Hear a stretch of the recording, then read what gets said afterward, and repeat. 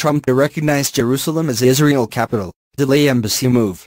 Washington President Donald Trump will recognize Jerusalem as Israel's capital on Wednesday, while also delaying moving the U.S. Embassy from Tel Aviv to the Holy City, officials said. Though Trump will not relocate the embassy anytime soon, when White House officials told reporters it could take years, the president still intends to fulfill that promise made early in his administration. Senior administration officials called Trump's expected recognition of Jerusalem an affirmation of reality, both historical and current, pointing out that the city is already home to Israel's parliament, Supreme Court and other government sites. Palestinians, however, also claimed Jerusalem as their capital, and Trump's anticipated announcement has touched off an uproar in the Arab world. One U.S. official said Tuesday that America's policy of ambiguity in regard to Jerusalem hasn't worked. It seems clear now that the physical location of the American embassy is not material to a peace deal. It's not an impediment to peace and it's not a facilitator to peace, the official said. The president is prepared to support a two-state solution if agreed to by both Israel and the Palestinians, and he remains optimistic about the prospects of a peace deal, the official said. Moving the embassy will take some time, another senior administration official said Tuesday, putting a years-long estimate on the process, but the official added that the president's Wednesday announcement will at least set the expectation for the move going forward. U.S. officials said that both Defense Secretary James Mattis and Secretary of State Rex Tillerson voiced concerns about the threat that moving the U.S. embassy would create for American personnel from both agencies stationed in the region. At a recent meeting to discuss the move, the president expressed frustration over the idea that despite his campaign promise, he would be signing the 6-month waiver to once again delay moving the embassy.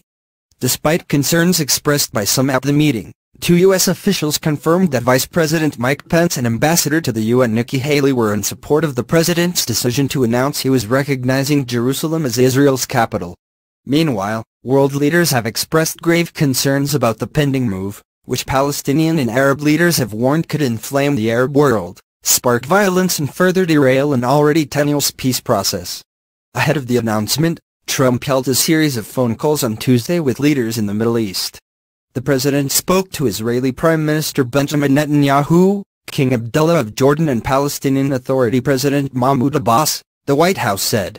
On Monday, the president spoke with French President Emmanuel Macron about the path to peace in the Middle East, according to the White House.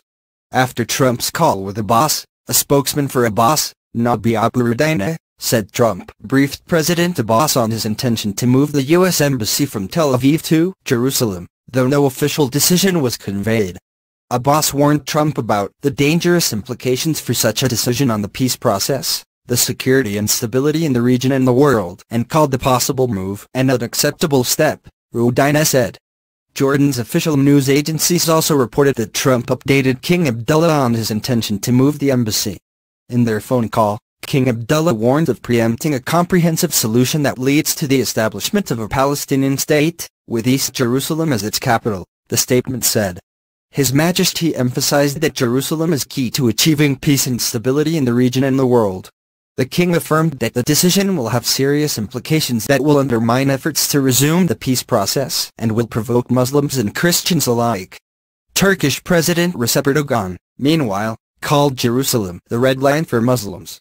Iraqi Prime Minister Haider al-Abadi condemned the possible embassy announcement, saying that it would be seen a hostile move against Arabs and Muslims.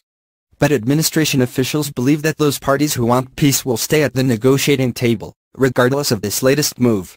A senior administration official said Tuesday that the president's decision still leaves space for the Palestinians to move forward in this peace process. Another official added that the parties Trump has spoken to about the change wish to remain engaged on peace talks.